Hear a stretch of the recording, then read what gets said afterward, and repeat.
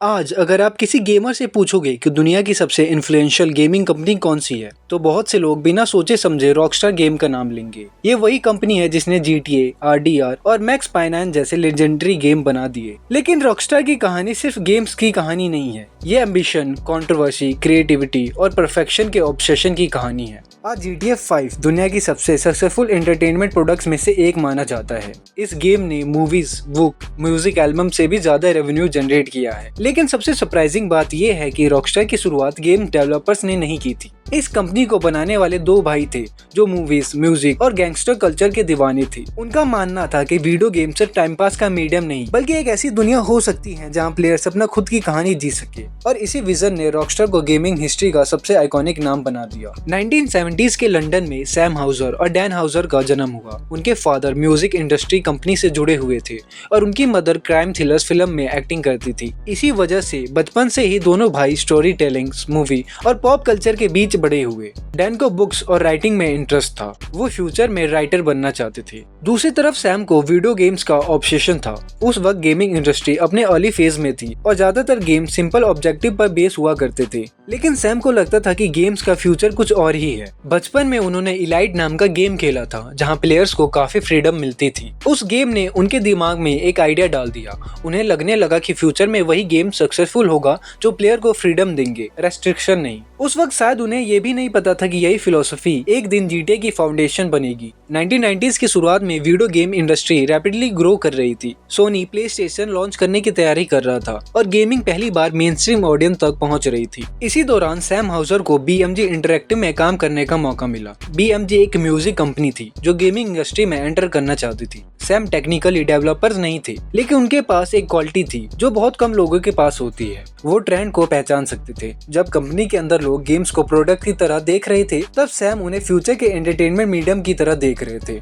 और बहुत जल्दी उन्हें एक ऐसा प्रोजेक्ट मिलने वाला था जो गेमिंग हिस्ट्री को बदल गया। 1996 में स्कॉटलैंड की एक स्टूडियो DMA डिजाइन एक गेम बना रही थी जिसका नाम था रेस एंड चीज। कॉन्सेप्ट सिंपल था, प्लेयर्स पुलिस ऑफिसर बनकर क्रिमिनल को पकड़ते थे। लेकिन जब सैम ने गेम देखा तो उन्हें लगा कि कुछ मिसिंग है। गेम रियलिस्टिक था लेकिन एक्साइटिंग नहीं था। तब सैम के दिमाग में एक क्रेजी आइडिया आया, अगर प्लेयर पुलिस नहीं क्रिमिनल हो तो। ये आइडिया उस वक्त शॉकिंग था। अचानक पूरे गेम का कॉन्सेप्ट बदल गया। अब प्लेयर्स गाड़ियां चुरा सकते थे, पुलिस से भाग सकते थे और सिटी में केओस क्रिएट कर सकते थे। आज ये कॉन्सेप्ट नॉर्मल लग सकता है, लेकिन उस वक्त किसी गेम्स ने प्लेयर्स को इतनी फ्रीडम नहीं दी थी। इसी ट्रांसफॉर्मेशन के बाद रेस एंड चेज का नाम बदलकर GTA रख दिया गया और गेमिंग इंडस्ट्री का फ्यूचर बदलने लगा। 1997 में जब GTA रिलीज हुआ तो रिएक्शन मिक्स थे। मीडिया ने गेम को वायलेंट और डेंजरस कहा, पेरेंट्स ग्रुप ने क्रिटिसाइज किया, कई न्यूज़पेपर ने इसे सोसाइटी के लिए हार्मफुल तक डिक्लेयर कर दिया। लेकिन रॉकस्टार के लिए ये क्रिटिसिज्म एक अनएक्सपेक्टेड एडवांटेज बन गया। जितना ज्यादा लोग गेम के अगेंस्ट बोल रहे थे, उतनी ही क्यूरियोसिटी प्लेयर्स के अंदर बढ़ रही थी। गेमर्स को एक ऐसी चीज मिल गई जो पहले किसी गेम्स ने नहीं दी थी, कंप्लीट फ्रीडम। सेल्स धीरे धीरे बढ़ने लगी और GTA एक कल्ट हिट बन गया। यहीं से रॉकस्टार को समझ आ गया कि वो इंडस्ट्री के रूल्स फॉलो करने नहीं आई है,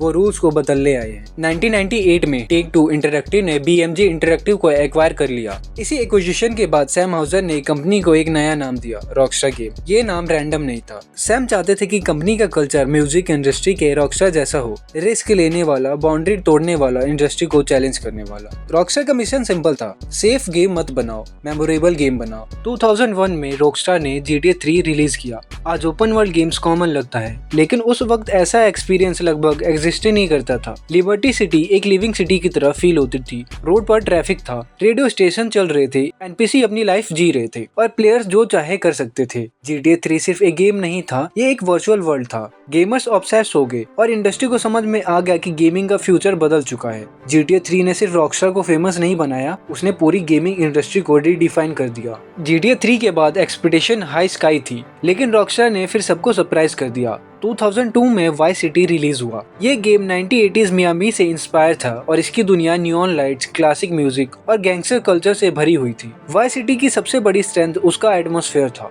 गेम खेलते वक्त ऐसा लगता था जैसे प्लेयर किसी मूवी के अंदर एंटर कर रहे हों। रॉकस्टार ने सिर्फ एक सिटी नहीं बनाई थी, उन्होंने एक नया एरा रिक्रिएट कर दिया था। इसी वजह से आज भी कई गेमर्स वाइस सिटी को गेमिंग हिस्ट्री का सबसे स्टाइलिश गेम मानते हैं। और फिर आया सैन एंड्रियास। अगर वाई सिटी ने रॉकस्टार को सुपरस्टार बनाया था तो सैन एंड्रियास ने उन्हें लेजेंड बना दिया। 2002 में रिलीज हुआ ये गेम अपनी टाइम से कई साल आगे था। 3 बड़े cities, massive map, character customization, gym system, gangs war, dating system, airplanes, dozen of side activities. उस वक्त प्लेयर को समझ ही नहीं आ रहा था कि प्लेस्टेशन 2 जैसे हार्डवेयर में इतना कंटेंट फिट कैसे किया गया, लेकिन सक्सेस के साथ कंट्रोवर्सीज भी बढ़ रही थी। सैन एंड्रियास के हिडन कंटेंट को लेकर हॉट कॉफी स्कैंडल शुरू हो गया। मीडिया ने रॉकस्टार को एग्रेसिवली टारगेट किया, पॉलिटिशियन इन्वॉल्व हो गए, लॉसूट फाइल हुए, गेम टेम्परेरी स्टोर से हटा दिया गया, टेक-2 शेयर गिर गए। कई लोगों को लगा कि रॉकस्टार की रेपुटेशन परमानेंटली डैमेज हो जाएगी, लेकिन कंपनी सर्वाइव कर गई। रॉकस्टार को बाकी कंपनी से अलग बनाने वाली सबसे बड़ी चीज उनका परफेक्शन था। कंपनी अपने गेम्स के लिए ईयर्स तक रिसर्च करती है, डेवलपर्स रियल लोकेशन विजिट करते हैं,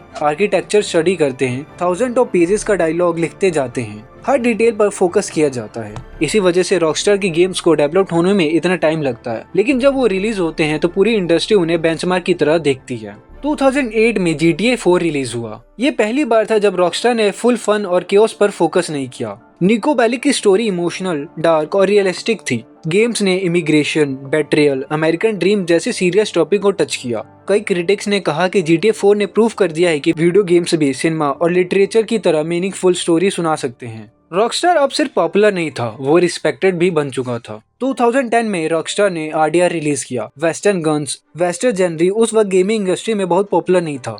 ये एक रिस्की प्रोजेक्ट था, लेकिन रॉकस्टार ने फिर भी प्रूव कर दिया कि उनकी स्ट्रेंथ GTA नहीं है। गेम की स्टोरी टेलिंग, वर्ल्ड बिल्डिंग और इमोशनल डेप्थ ने प्लेयर को इम्प्रेस कर दिया। फिर 2008 में RDR 2 रिलीज हुआ। कई गेमर्स और क्रिटिक्स भी इसे गेमिंग हिस्ट्री का ग्रेटेस्ट गेम में काउंट करते हैं। आर्थर मॉर्गन जैसे कैरेक्टर ने दिखाया कि रॉकस्टार सिर्फ वर्ल्ड नहीं बनाता, वो अनफॉरगेटेबल एक्सपीरियंस क्रिएट करता है। और फिर आया मेगा प्रोजेक्ट GTA 5 और $1 बिलियन सक्सेस। 2030 में GTA 5 रिलीज हुआ। गेम ने सिर्फ 3 दिन में $1 बिलियन जनरेट कर दिया। आज GTA 5 200 मिलियन से ज्यादा कॉपीज बेच चुका है और हिस्ट्री के सबसे सक्सेसफुल गेम में काउंट होता है। आज पूरी गेमिंग इंडस्ट्री की नजर GTA 6 पर है। फैंस ने डिकेड से ज्यादा समय वेट कर लिया है। एक्सपेक्टेशन इतनी हाई है जितनी शायद किसी गेम के लिए कभी नहीं है। रिपोर्ट्स के मुताबिक इसका बजट बिलियंस ऑफ डॉलर तक पहुंच चुका है। लेकिन अगर रॉकस्टार की हिस्ट्री देखी जाए तो एक पैटर्न साफ नजर आता है। हर जनरेशन के लोगों ने कहा कि रॉकस्टार अपनी प्रीवियस सक्सेस बीट नहीं कर पाएगी। GTA 3 के बाद कहा गया, वाई सिटी के बाद कहा गया, सैन एंड्रियास के बाद कहा गया, GTA 4 और GTA 5 के बाद भी कहा गया, और हर बार रॉकस्टार ने एक्सपेक्टेशन को क्रॉस कर दिया। रॉकस्टार गेम्स की कहानी सिर्फ एक गेमिंग कंपनी की सक्सेस स्टोरी नहीं है, ये विजन, रिस्क टेकिंग, क्रिएटिविटी और प्रोफेशन के ऑब्सेशन की कहानी है। दो भाइयों ने एक सिंपल बिलीफ से शुरुआत की थी कि वीडियो गेम्स मूवी जितने इंप्रेसिव और इम्पैक्टफुल हो सकते हैं। आज उनकी बनाई हुई वर्चुअल वर्ल्ड में बिलियंस ऑफ आवर्स स्पेंड किए जा चुके हैं और उनका इन्फ्लुएंस पूरी गेमिंग इंडस्ट्री पर नजर आता है। पिछले 25 सालों में रॉकस्टार ने कंट्रोवर्सीज फेस की, क्रिटिसिज्म झेला, लॉसूट देखे और इंडस्ट्री का सबसे बड़ा रिस्क लिया। लेकिन हर चैलेंज के बाद कंपनी और भी बड़ी होकर निकली, और शायद इसीलिए रॉकस्टार को सिर्फ गेम डेवलपर्स कहना गलत होगा, क्योंकि रॉकस्टार असल में एक ऐसी कंपनी है जिसने बार बार प्रूव किया है कि जब क्रिएटिविटी और परफेक्शन एक साथ मिलते हैं तो रिजल्ट सिर्फ एक गेम नहीं बल्कि हिस्ट्री होती है। और अगर उनकी पिछली हिस्ट्री कोई इंडिकेशन है तो एक बात लगभग पक्की है, GTA 6 के साथ रॉकस्टार एक बार फिर पूरी गेमिंग इंडस्ट्री का फ्यूचर रिडिफाइन करने की कोशिश करेगा।